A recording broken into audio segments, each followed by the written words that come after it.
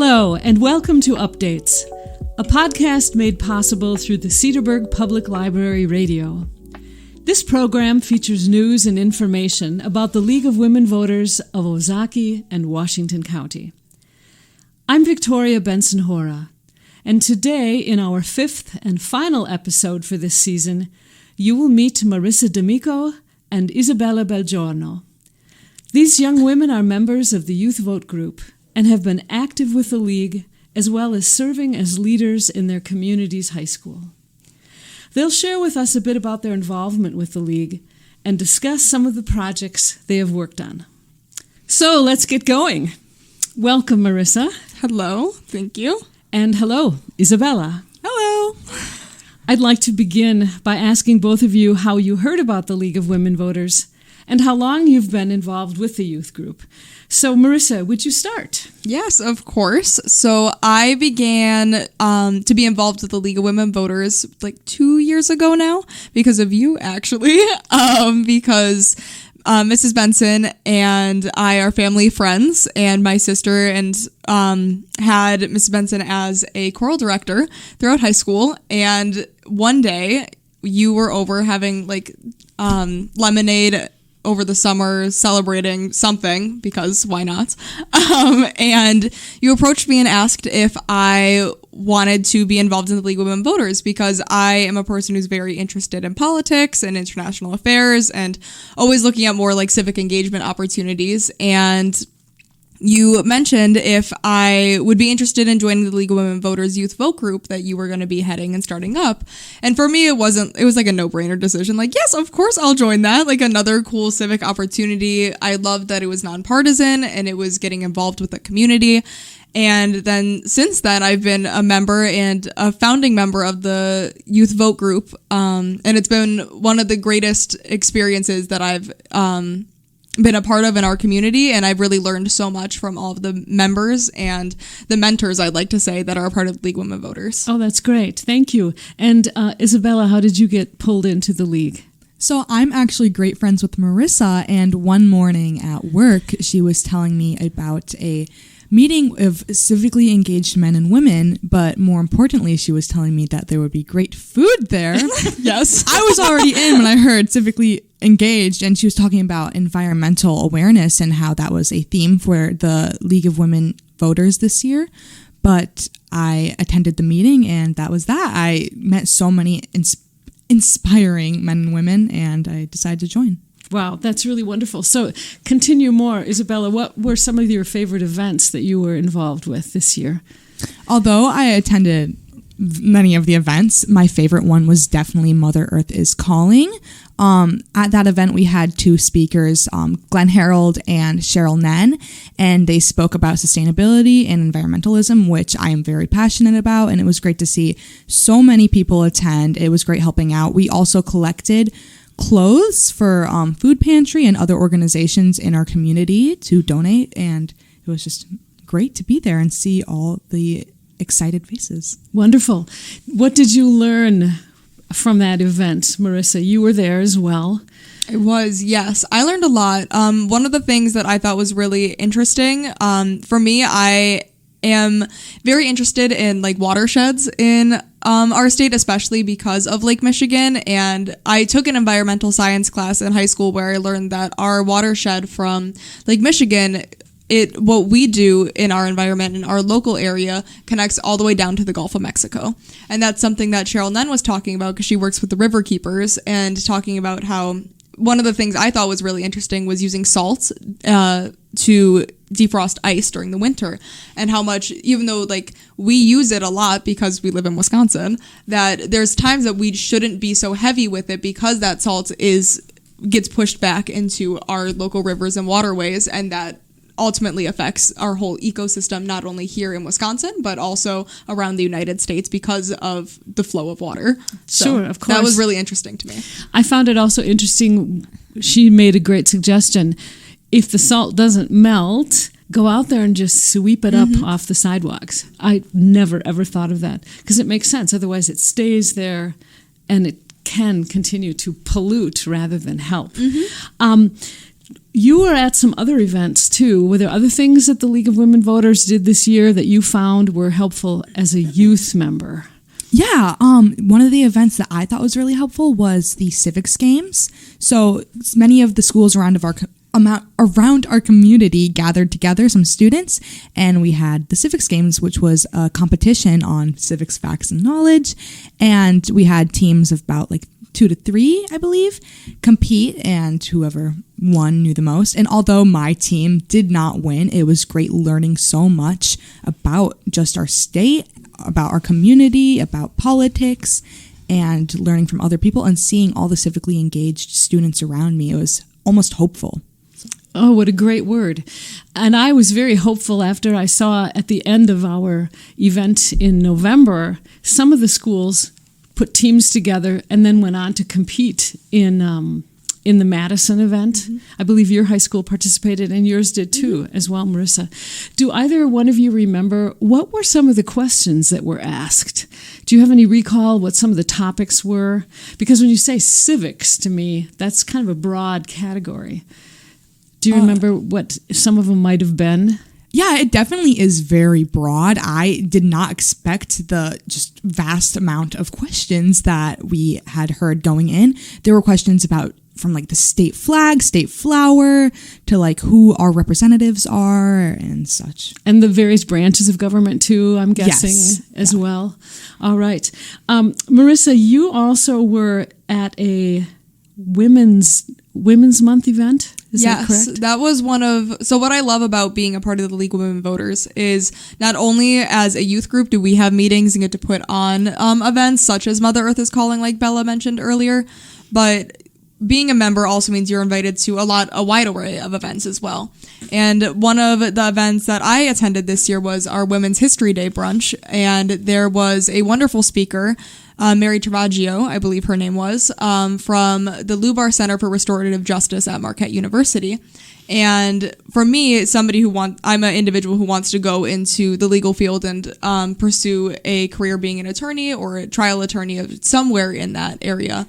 But I'm very passionate about restorative justice. And it's kind of the idea of reframing, instead of seeing a prison system as a punishment, that people who are brought there can come out being a better version of themselves. And through that kind of concept of restorative justice, we can achieve that. And Mary Travaggio, she was talking about her work at the Lubar Center for Restorative Justice and bringing students into the Racine Correctional Facility and just being more empathetic towards individuals. And that for me personally, that each person, no matter what we've gone through or what we've done, we're all still people. And that was a really great event to hear from a leader in our community, because she is a retired judge, but she's really somebody who's an inspiration to the Milwaukee community, and being also a woman in this type of job and this field is inspiring to me, because that's a passion and a career that I hope to pursue as well. So that was a really great experience. And I'd also like to touch on last year, another event that I attended was an immigration panel, and Bella mentioned that at our Mother Earth is Calling event that we had a clothing collection and a clothing drive for our local food pantry. And one of the things that I love about the League of Women Voters is that our events that we put on and that are open to the community, that there's always something that we're giving back to the community from that. And one of those was another clothing drive, or a drive for shelters, immigration shelters in our community as well. So going to attend that as well, while having a panel of speakers that one was an immigration attorney, one was an individual who recently became a citizen in the United States, and then another individual who worked for an immigration shelter. Having those people on stage, but also being able to make an impact while leaving, gaining knowledge, but also giving back, is just something that I really love about the League of Women Voters and the events that I've been fortunate to participate in, to attend. And I encourage a lot of our community members and everyone who's able to go to these events and learn more. Even if it's not something that you're super interested in, you still go away with a better knowledge of something.